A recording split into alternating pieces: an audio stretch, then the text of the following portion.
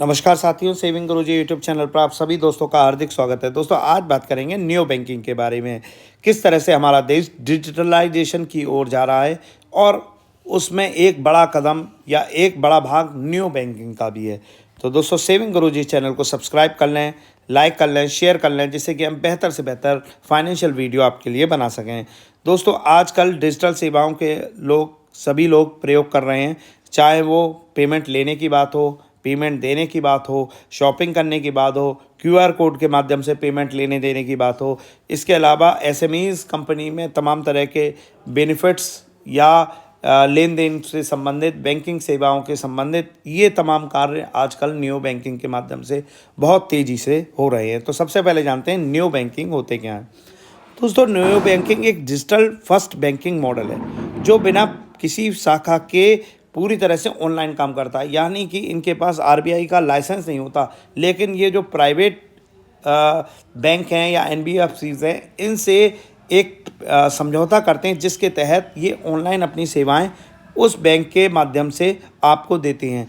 ये अपने web portals के माध्यम से आपको सेवाएं देते हैं।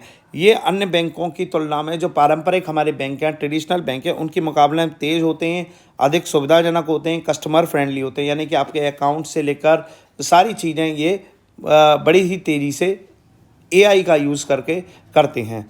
ये बेसिकली ऐप्स और वेब प्लेटफॉर्म के माध्यम से आप इनका यूज़ करते हैं तमाम तरह के पेमेंट, डिजिटली या बैंकिंग सेवाएं लेने के लिए। अब दोस्तों देखते हैं नियो बैंकिंग की जो मुख्य विशेषताएं या क्वालिटीज़ के बारे में। दोस्तों सबसे पहले एक कस्टमर सपोर्टेड होते हैं, मतलब आप पारंपरिक बैंक में आप बैंक शाखा जाएंगे तब अपना काम कराएंगे, ये आपका कार्य तुरंत ही आपको जो भी परेशानी आ रही है तुरंत ही आपको क्लिक करना है और आपका कार्य हो जाएगा। वहीं पर्सनलाइज सर्विस, जितनी भी आपकी जो पर्सनलाइज सर्विस हैं उनको बहुत तेज़ी से आपको प्रोवाइड कराते हैं सर्विसेज।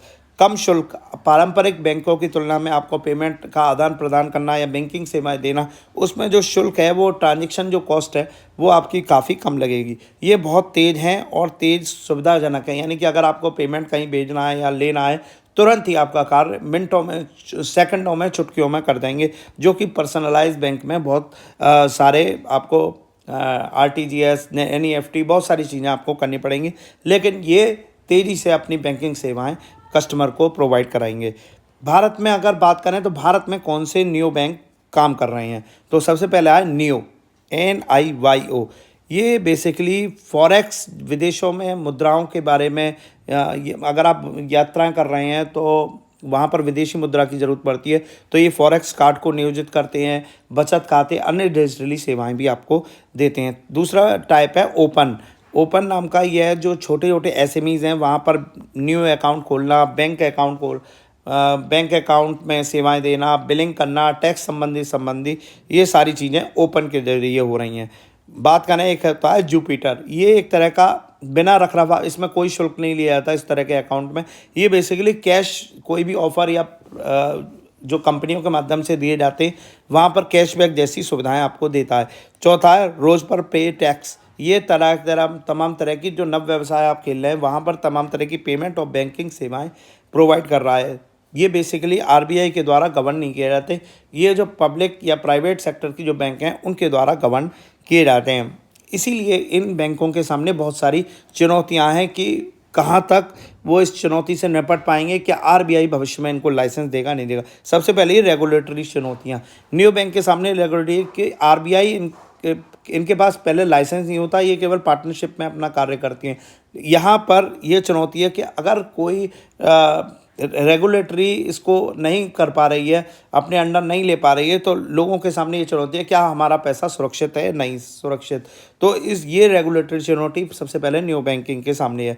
डेटा प्राइवेसी सुरक्षा, आपका जो पर्सनल डेटा है, जब कोई रेगुलेटर नहीं है और आपके डेटा को ये बैंकें आपकी प्राइवेसी की कितनी सुरक्षा करेंगी, इसकी कोई गारंटी नहीं है। तेज जरूर है, अपनी डिजिटल सेवाएं पारंपरिक बैंकों से ज़्यादा देती हैं, लेकिन आपकी प्राइवेसी की कितनी सुरक्षा देती हैं वो सबसे अहम है। इसके अलावा भरोसे, क्या कस्टमर इन पर भरोसा कर सकता है? अगर जब तक आरबीआई का लाइसेंस इन ऐसी छोटी बैंकों को या मध्यम बैंकों को नहीं देगा, तब तक कस्टमर के लिए आम भरोसे लायक ये बैंकें नहीं हैं।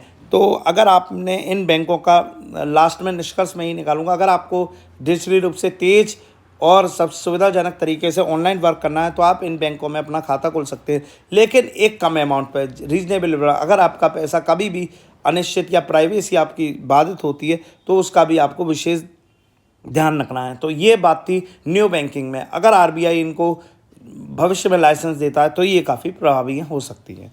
तो दोस्तों ये वीडियो था हमारा न्यू बैंकिंग को लेकर। कैसा लगा प्लीज़ लाइक कीजिएगा, सब्सक्राइब कीजिएगा, शेयर कीजिएगा। बहुत बहुत धन्यवाद।